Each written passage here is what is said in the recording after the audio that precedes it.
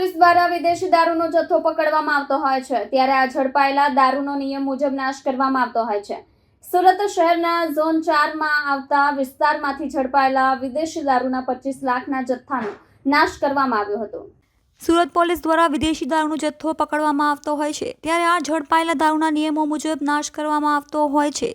સુરત શહેરના ઝોન 4 માં આવતા વિસ્તારમાંથી ઝડપાયેલા વિદેશી દારૂના 25 લાખનો જથ્થો નાશ કરવામાં આવ્યો હતો। ગુજરાતમાં દારૂબંધી હોવા છતાં પરપ્રાંતમાંથી મોટા પ્રમાણમાં વિદેશી દારૂનો જથ્થો ઘુસાડવામાં આવતા હોય છે, ત્યારે સુરત શહેરમાં દમણ, હરિયાણા, રાજસ્થાન, સેલવાસથી ગેરકાયદેસર રીતે દારૂ ઘુસાડવામાં આવતા હોય છે। સુરત શહેરના ઝોન 4ના અઠવા, ઉમરા, પાંડેસરા, વેસુ અને ખટોદરા પોલીસ સ્ટેશન વિસ્તારમાંથી 25નો વિદેશી દારૂ ઝડપાયેલો છે, જેનો આજ રોજ બુલડોઝર ફેરવી નાશ કરતા હતા। ગુજરાતમાં દારૂબંધી વચ્ચે પણ દારૂની હેરાફેરી અટકાવવાનું નામ નથી લેતું। પોલીસ દ્વારા દારૂના જથ્થાને ઝડપી લઈને છાસવારે કાર્યવાહી કરવામાં આવે છે, તેમ છતાં બુટલેગરો દ્વારા દારૂની ખેપ મારવામાં આવતી હોય છે।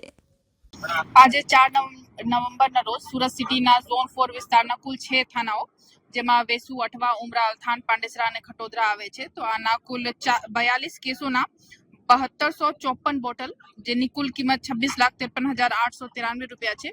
આના નાશ પંચનામા વિગતે એસડીએમ બંને અને પોલીસ ખાતાના બધા અધિકારીઓ સમક્ષ કરવામાં આવી રહ્યા છે અને આ કામગીરી થોડી કલાકમાં પૂર્ણ થશે।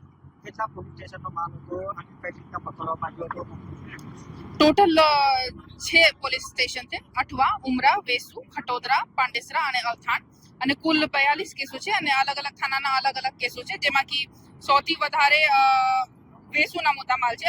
ઓનલી 2 કેસીસ છે, બટ આ મહેંગી દારૂ હતી, તો ટોટલ 9,12,930 રૂપિયાના મુદ્દામાલ છે અને બાકી થાનાઓમાં અલથાણના પણ 8,66,000ના મુદ્દામાલ છે અને અધર થાનાના થોડો ભાગ છે।